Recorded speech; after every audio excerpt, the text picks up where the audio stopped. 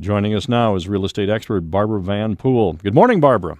Good morning, Al. You know, the one thing that I didn't see mentioned in this story is that it's become much more difficult for people to buy homes. The requirements are a lot tougher.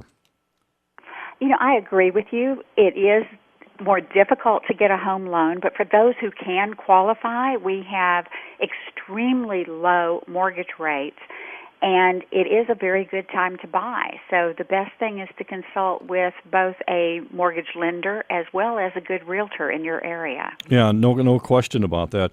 But I don't think there's anything different here other than, the mortgage rates are historically low, no question. Housing prices continue to be low versus what they were even 5 years ago. This is a great time to buy a home if you can do it, if you can pull it off. Well, and actually what we are seeing nationwide, Al, is that we have been teetering on a buyer's market versus a seller's market. And for the last few years, we've been in a buyer's market, meaning the buyers have the advantage. And over the last couple of months, nationwide, we have moved now into a seller's market where the sellers are starting to have an advantage. And that's why the prices are going back up. And as long as our economy remains in a positive mode, in other words, starting to uptick, we are going to see properties continue to go up in value. And so what this means for your listeners is if they have been waiting until we hit the bottom of the market to make that decision to buy, we've hit it. We're past it. We're on our way back up. It's time for them to go ahead and make that decision. Now, is this across the nation that you're seeing this? Absolutely. Absolutely. And in some areas like your part of California, you have definitely moved into a buyer's market where the buyers now have the advantage again. And the way that you gauge that is how many months of inventory do you have? You know, how many months of home inventory do you have for sale? And when you are at a 6-month level or less, it is actually the sellers that have the advantage. You know, we were looking for a property here in Colorado. We moved here a couple of years ago, and we had our choice of homes.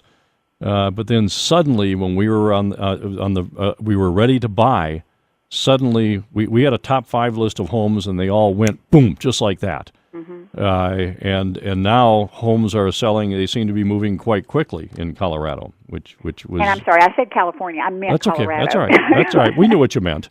Well, and definitely, and what we are seeing in Dallas, which is where I am, we are seeing multiple offers on properties, and we have 3 properties that we put on the market last week, and all 3 of them had multiple offers within the first 2 days. So we are starting to see more and more demand for properties, and we are starting to see this multiple offer situation, which means that when you get into a multiple offer, you're going to pay more for that particular property. Well, and we found when we finally bought a property, there were multiple offers on that, so that ties in with what you are saying. For people that want to buy a home, any advice that you might have for those individuals? Well, of course, you want to have someone who's going to do a good evaluation for you because you want to be able to walk into your offer situation armed with all of the latest information about that particular property and about the comparative market value of that home versus the other homes in the area so that you can make the best decision for yourself and your family possible. In terms of, we were talking a minute ago about renting versus buying. Also, too, when you are renting a property, you are basically paying your landlord so that he can make his mortgage payment and he can build his wealth and his equity, versus when you're making your own mortgage payment, you are building your own wealth and your own equity. How about for those that are selling a home? What advice do you have? Whenever you are selling a home, you want to be sure that you get your property in the very best condition that you can. Because when people walk into a home, they have somewhere between 30 to 90 seconds to fall in love with that home. And that's how quickly that decision happens. And you know from your recent experience of looking at a home, you knew in that first minute and a half whether this was even a home that you were going to consider or not. Oh, absolutely. No question. So the best thing that you can do is go in, make sure that paint is fresh, make sure that the lawn is well manicured and that there are fresh flowers out front, that if you've got too much furniture in there, that you've dwindled that down a little bit so it looks spacious. Remove all personal photographs because you want them to start imagining themselves and their own family in there, not your family in there. Right. And get it ready and get it staged as if it's a model home.